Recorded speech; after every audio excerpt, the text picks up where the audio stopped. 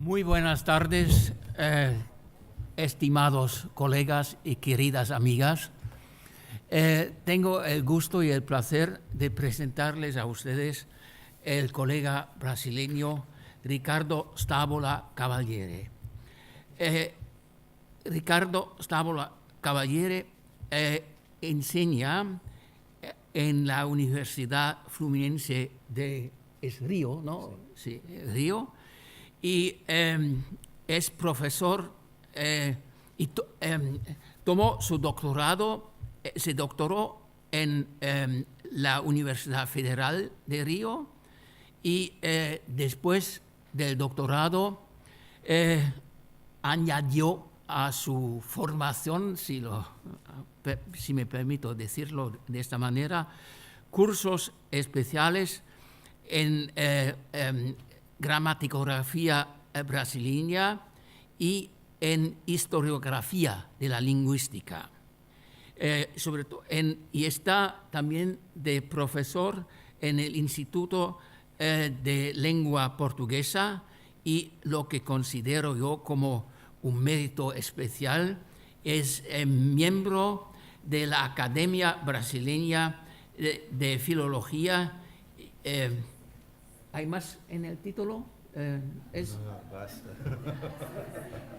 No, tengo que traducirlo aquí del inglés y traduttore, traditore. Perdón. Bueno, y lo que quiero subrayar aquí también es editor de una revista conocida, Confluencia, y coeditor de un grupo de trabajo en historiografía de la lingüística brasileña. Además, es miembro de varias asociaciones y tiene un buen listado de publicaciones, y del que doy el título más importante, por lo menos me puede corregir, en portugués: Pontos Essenciais en Fonética y Fonología, que se vende como panecillos, ¿no? Bueno, y no quiero pararle. Bueno, le doy inmediatamente la palabra, que se presente por sus palabras a nosotros. Muchas gracias.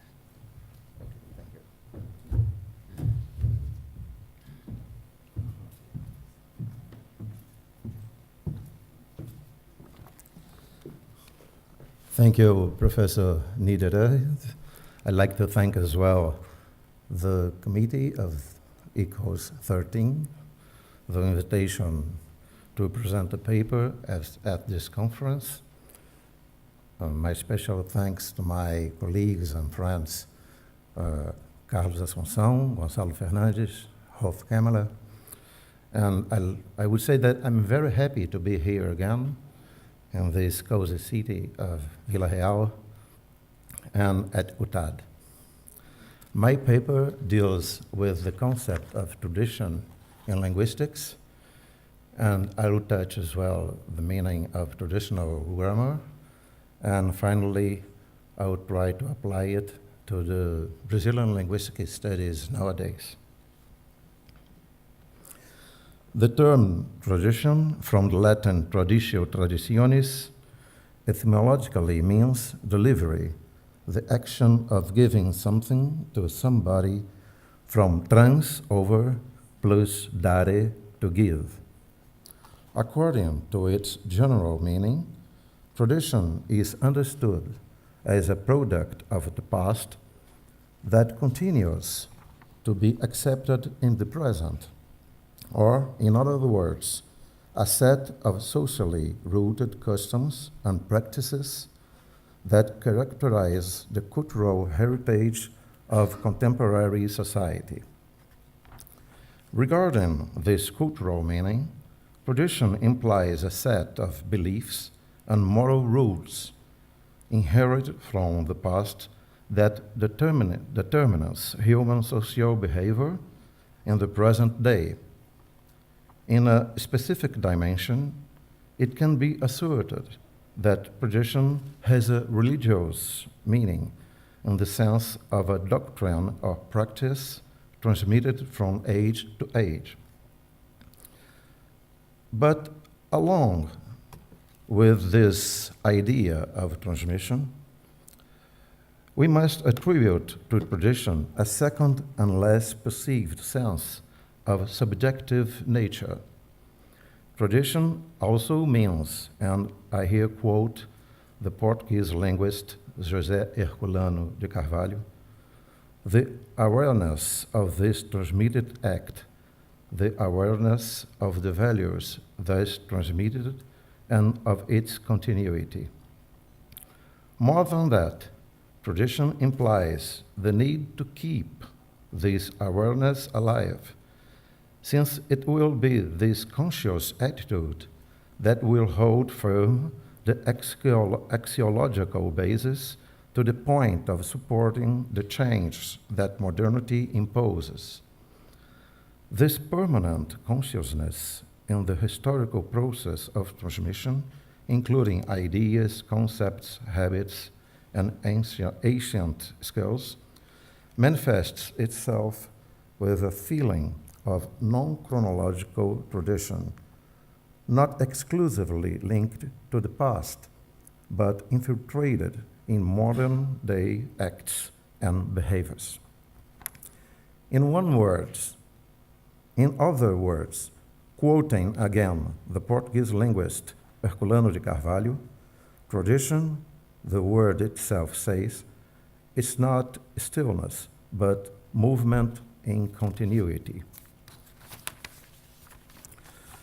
So we may say that tradition implies the preservation of present-day values, behaviors, and attitudes that showed to be effective in the past. In this perspective, there is an imperative semantic link between moral probity and tradition, in the sense that, from the cultural point of view, each people creates filters that work in order to only permit the survival of what has proved to be relevant to maintain and protect its fundamental values. In short, regarding its cultural meaning, tradition should convey a sense of continuity between the past and the present, that is to say, a feeling that it has passed down through time and will continue to go ahead in the future, so that when following traditional principles and rules, one interprets it as everlasting. This profile of traditional values somehow expresses a conflict with the use of the term tradition in the history of science, in particular in the history of linguistics, as we will see in the following lines. In his paper on models in linguistic historiography, Konrad Körner observes that when a certain trend is commanding attention in linguistics, other ones, both older and newer ones, are maintained or established. In other words, it can be shown that a certain model which dominated linguistics for a period of time becomes less influential after a certain point in time to come back in the future. And this renewal does not imply a dialectic alternation, as one might think, according to the Hegelian conception of the development of science, but a coexistence of distinctive models in a relationship of continuities versus discontinuities. As many other scholars do, Körner refers to linguistic traditions, attributing to the term tradition a discrete instead of a continuous notion. In his historiographical approach, we can identify several traditions. Here, the term could acquire a close sense to Thomas Kuhn's concept of paradigm that go ahead in time and alternate in periods to a greater or lesser extent. Sometimes, tradition refers to a particular inherence according to the author's horizon de rétrospection. We could quote some sparse examples here, and I here show some examples in which this term tradition is used in this discrete sense.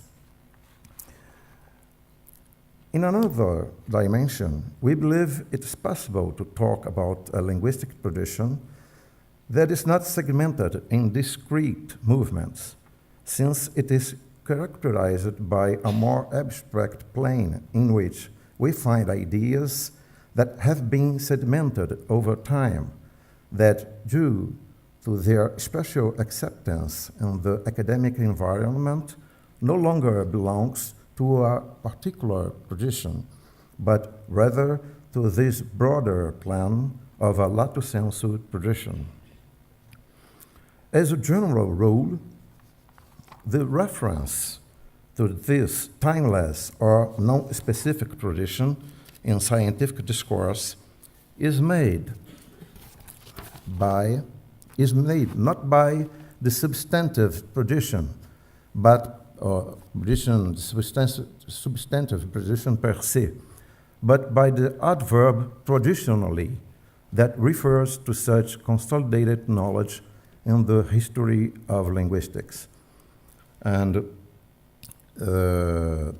here I show some quotes as well in which the adverb traditionally is used in this continuous sense or non-specific sense of tradition. What we have here, then, are not one-off proposals, but rooted concepts that lose their paradigmatic identity to constitute a consolidated knowledge that is heeded by paradigms in general. Making reference to the continuities versus discontinuities model in the history of linguistics, Konrad Körner observes that due to many reasons, and here I quote him, a certain trend subsides, and it appears that sometimes a general change of perspective and direction may cause a particular tradition to fall into disrepute. Considering that paradigms or traditions advance in parallel in successive pauses, it follows that, over time, some of their concepts survive at moments of rupture and remain valid or in coexistence with the concepts of the paradigm in force. Hence, there follows the construction of a perennial conceptual order, which, for that reason, assumes a non-chronological feature, since it detaches itself from its original and specific tradition. There follows as well the advent of a conceptual line that represents tradition in its broadest and non-chronological sense. It lends itself both to the past and to the present, as demonstrated in this diagram. As you can see, this diagram is clearly inspired by Konrad Körner's continuity versus discontinuity model diagram.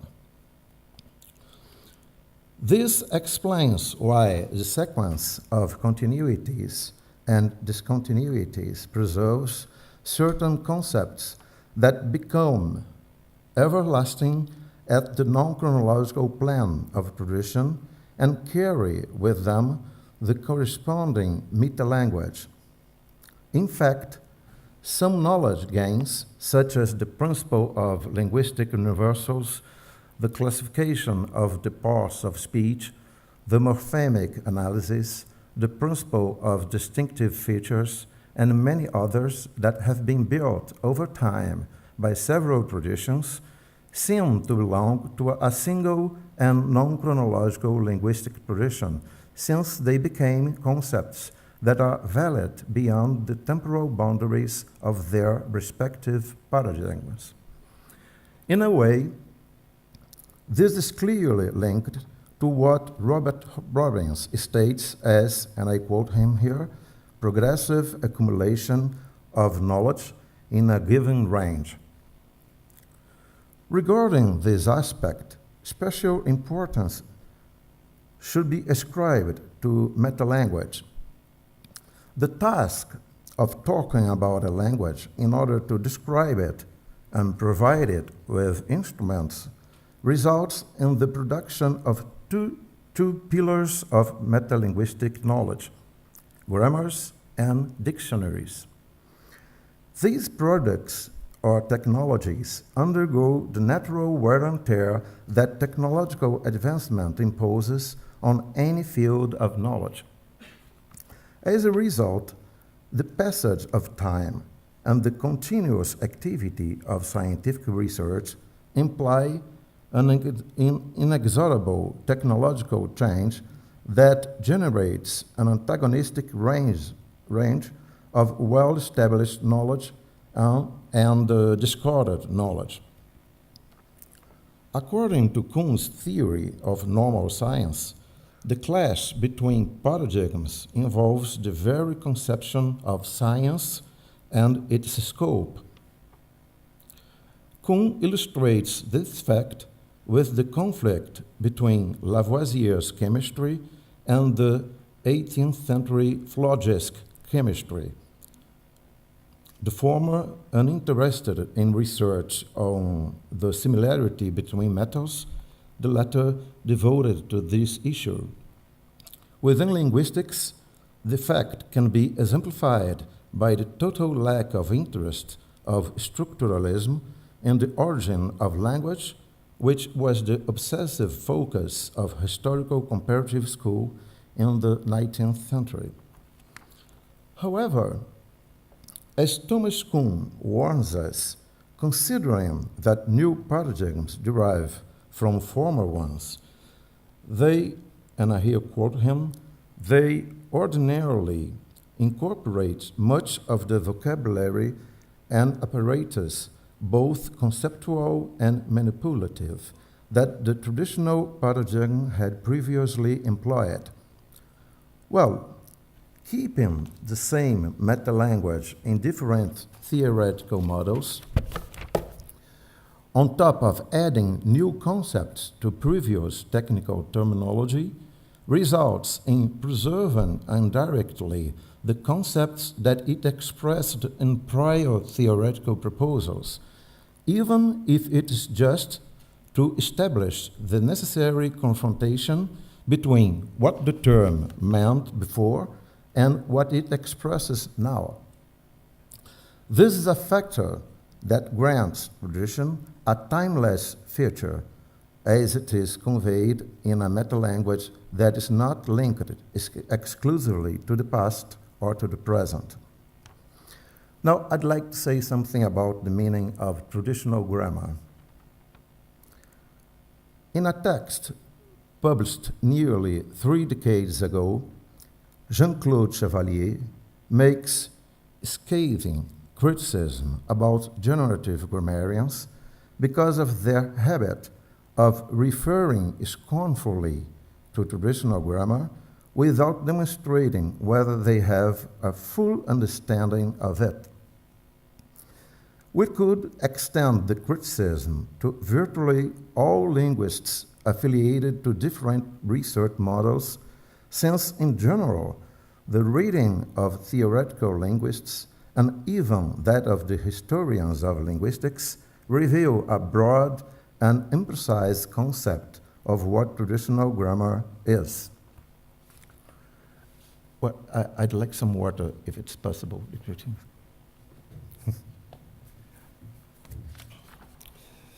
There are many examples that could be cited here about the imprecise conception of traditional grammar.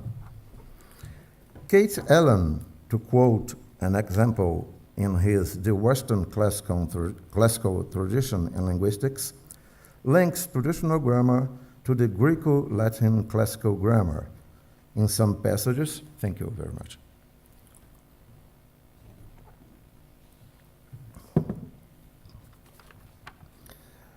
And, well, he links traditional grammar to the Greco-Latin classical grammar in some passages, and to the rationalist medieval grammar in other times, or else even to a non-specific source.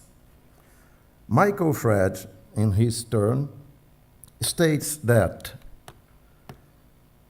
he understands traditional grammar, and I here quote him, the kind of grammatical system set out in and presupposed by standard modern grammars of Greek and Latin, like Kuhner-Goethe or Kuhner-Stegmann. Since grammars of this kind traditionally have been followed quite closely by grammarians of other languages, one may speak of traditional grammar quite generally. On the other hand,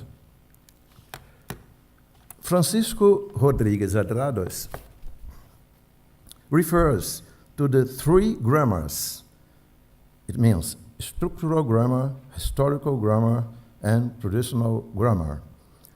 He envisions an identity between structural grammar and traditional grammar.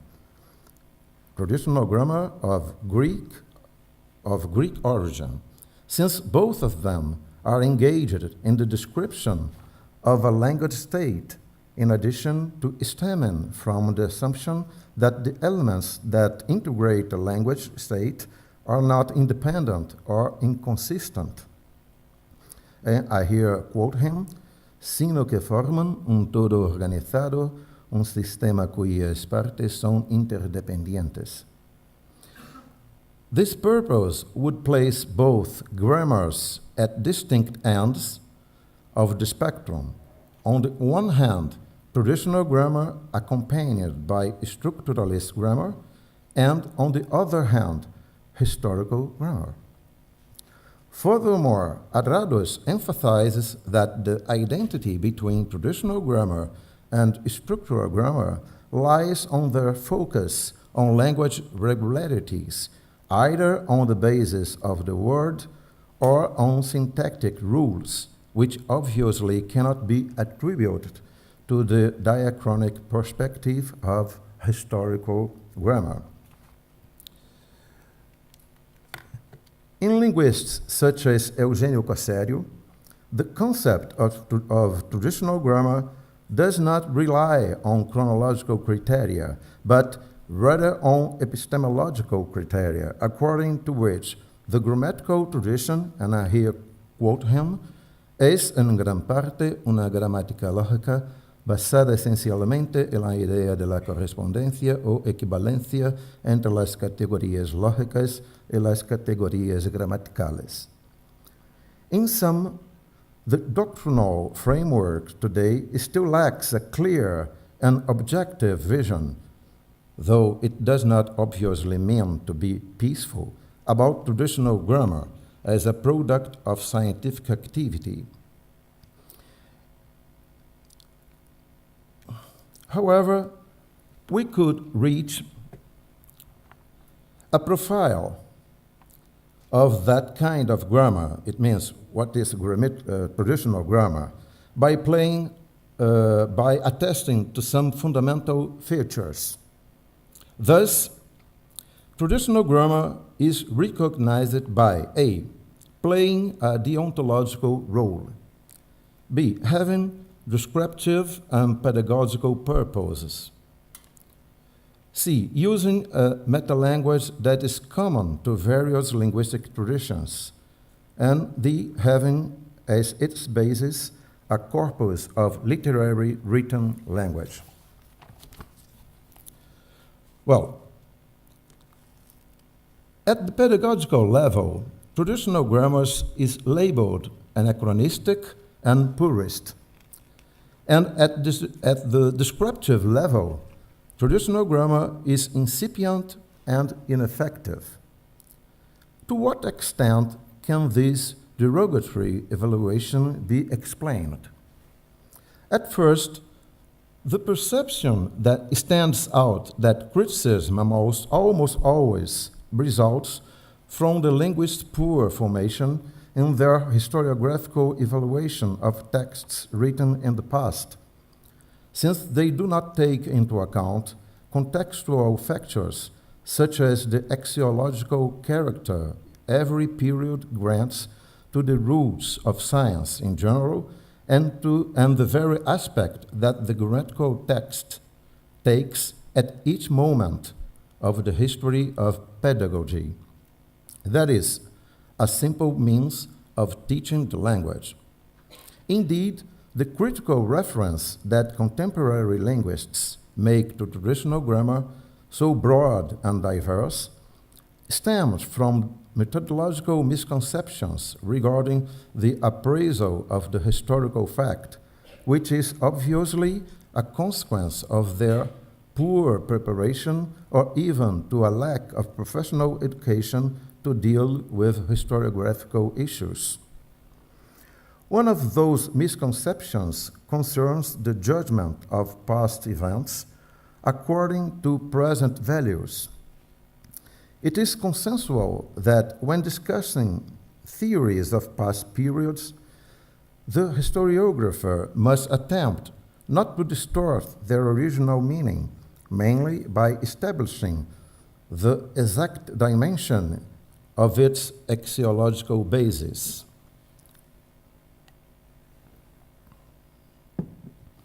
This implies discussing, for instance, in what measure to be normative in the pedagogical level is a flaw in the 19th century, or even if it was indeed a flaw in the past. We can observe an evident lack of consideration about the intellectual atmosphere of past periods in this evaluation, as if the meaning of purism and the criteria of deontological papers were the same all along this extensive period of time. In their well-known work, The Invention of Tradition, Eric Hobsbawm and Terence Ranger argue that many principles, beliefs, and values which appear or claim to be old are often quite recent in origin and sometimes invented.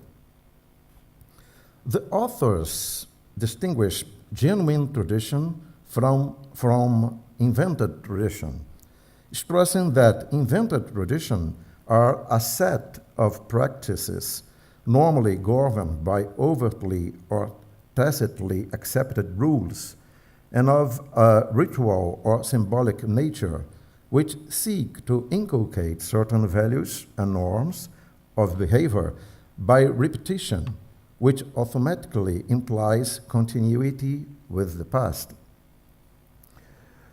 We are led to reflect on this issue regarding the numerous texts and studies that characterize traditional grammar as eminently incipient and ineffective, although this feature cannot be attributed to all the texts produced in the past.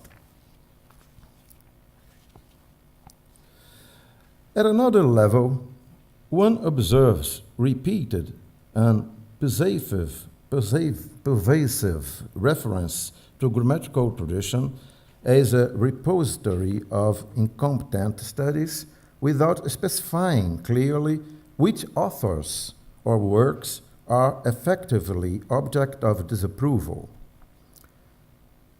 Strictly speaking, one starts from a premise according to which everything written prior to a certain occasion is the same, regrettably equal, so much so that we would say once the text was written in the past, it is necessarily the result of incompetence and ignorance. Such an attitude is typical of linguists who express their judgment without the necessary epistemological neutrality. That seems to be the path chosen by John Lyons in his deprecating reference to traditional grammar as an argumentative strategy to praise 20th century formal linguistics. Enthusiastic about the achievements of generative grammar in the field of grammaticality, Lyons expresses his opinion. Traditional grammar gave only a very partial and often highly inexplicit account of grammaticality. Modern grammatical theory sets out to be more explicit and more comprehensive, especially in respect of the formulation of the syntactic rules of language systems, than traditional grammar ever aspired to be.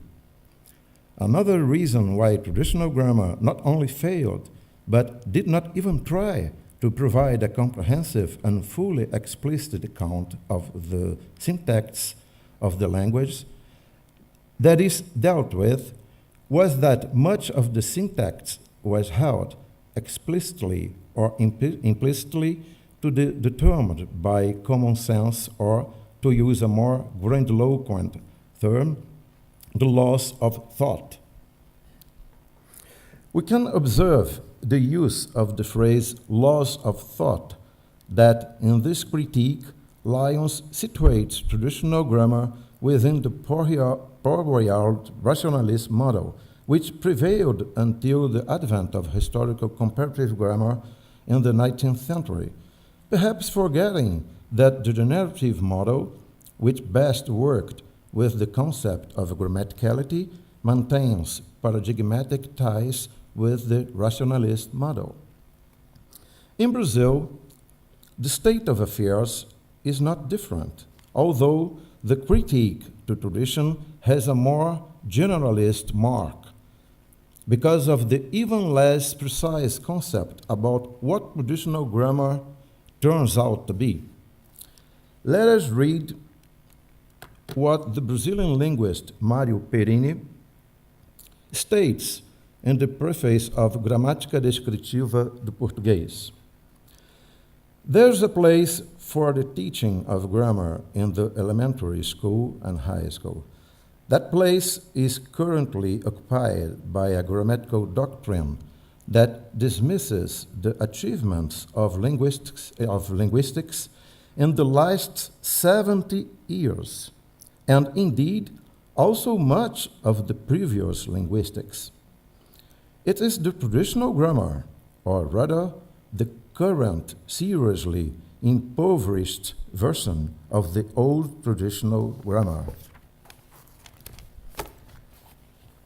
Perini's reference to the failure of grammatical tradition plays the same argumentative role as the one used when the reference is made to a premise of the opposed counterpoint. The description of the language today is efficient because it is distinguished from the description of the past. But what is really important in that reference to the grammatical tradition is its diffuse nature. What grammatical doctrine would that be that can dismiss everything that linguistics conquered in the latest 70 years? To hate such a generalist and comprehensive assertion, we shall admit that nothing of the structuralist model, for example, lies in the page of Brazilian grammatical tradition.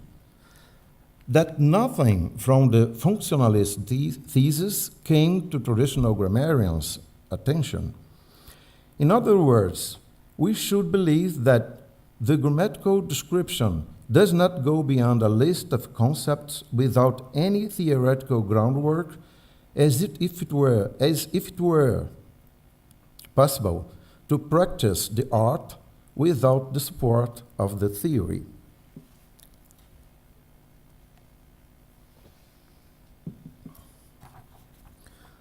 What reasons can we bring up to such iconoclastic stance?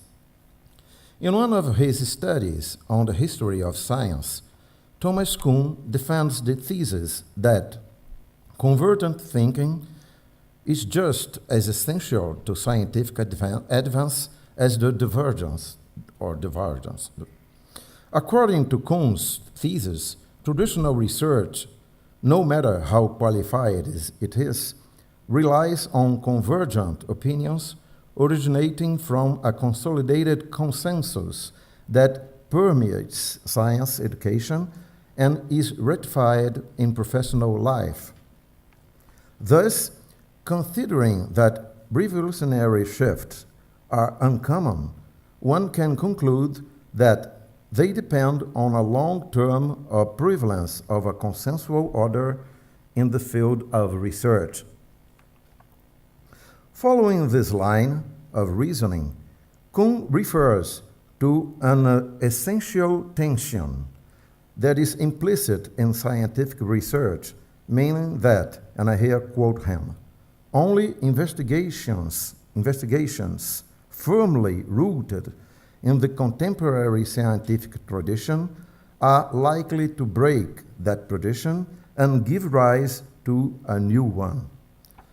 For that reason, the scientist whose research results in a new paradigmatic order shall necessarily have played the double role of traditionalist and iconoclast.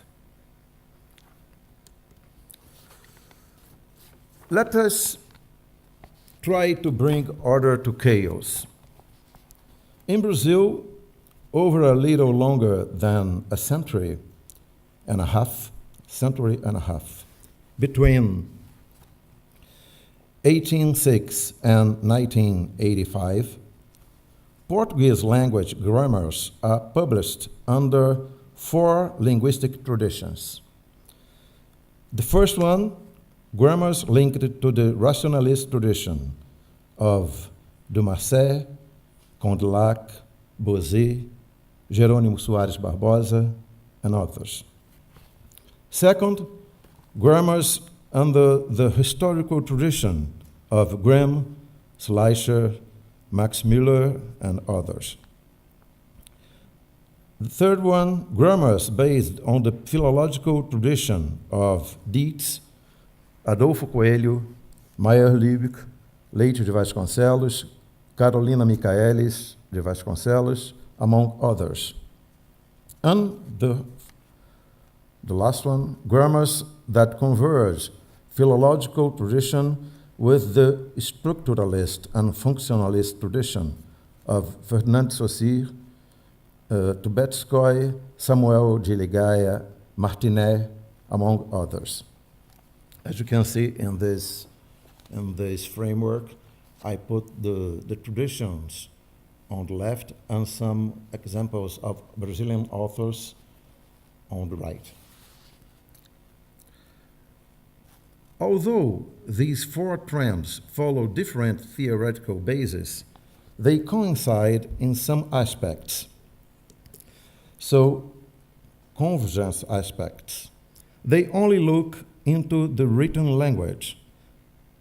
B, they are made for the teaching of the vernacular, although the tendencies under items 2, 3, and 4 also have a descriptive objective. C, they have supported by a corpus of literary language. And finally, they use virtually the same meta-language. On the other hand, they are fundamentally divergent proposals in many other relevant aspects, such as, the divergent aspects. The purpose of the grammar, it may be merely descriptive or descriptive and normative. The synopsis of the grammatical description, that varies a long time. The first trend subdivided into orthography, prosody, syntax, etymology, and the following lexicology and syntax. to finally to a three-dimensional parts of morphology, phonetics, and syntax. D, divergence in key linguistics concepts, such as the concept of grammatical classes, syntactic functions, structural elements of the noun and the verb, and so on. Not to mention the gradual change of the concept of language, which goes from a logicist principle to a systemic principle going through an organic principle. However, the identity factors outlined above give an apparently unitary feature to the four grammatical profiles. It means, in the overall evaluation of the four traditions, there is a prevalence of identity traces over distinctive traces. This fact produces the impression that they belong to the same source or to a single tradition. In a way, it is understandable that it happens to be so, because we know that when we talk about origin in linguistics tradition, we are not talking about an isolated event, but about a process that has lasted for a considerable period of time, and during which time previous knowledge is bestowed upon new knowledge, a tradition originated in technology transfer.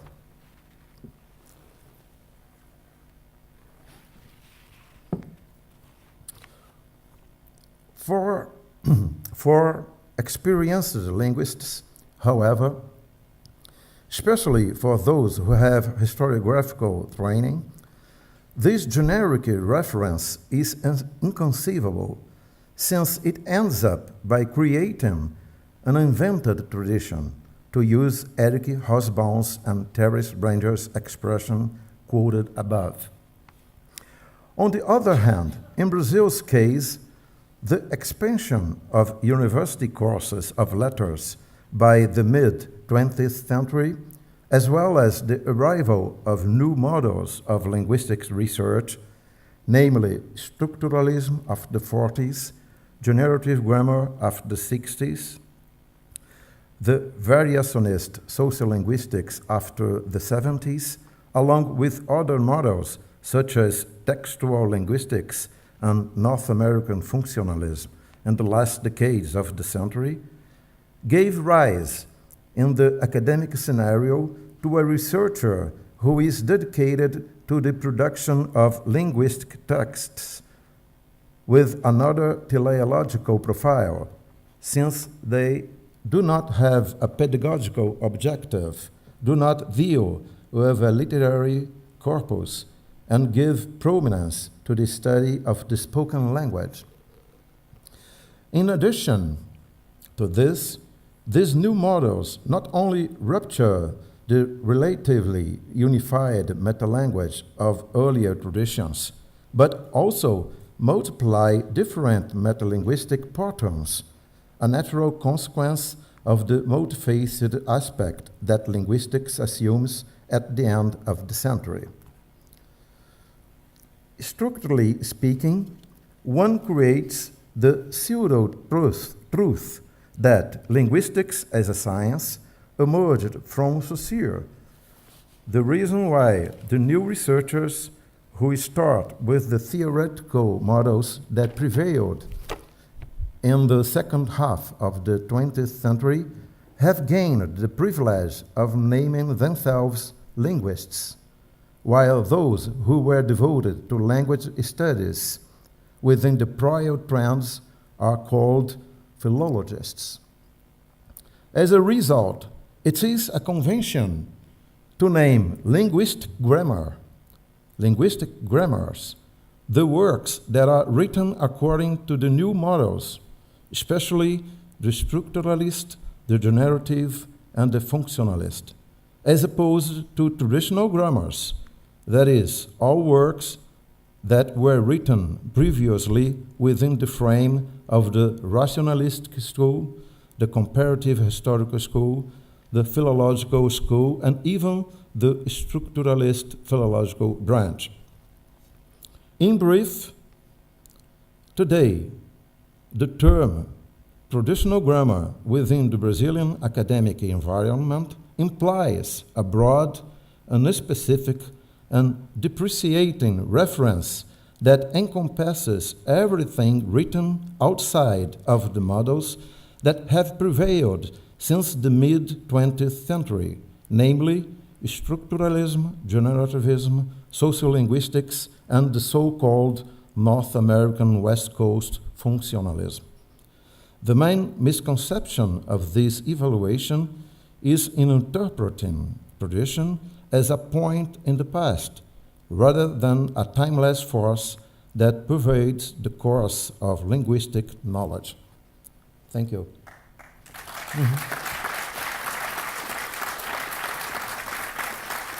Since we're in time, that unfortunately we've got no time for questions. I have to coordinate a section right now. In this very moment.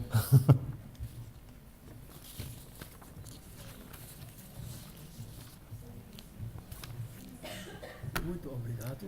Oh, muito obrigado. Organizadores. Thank you very much.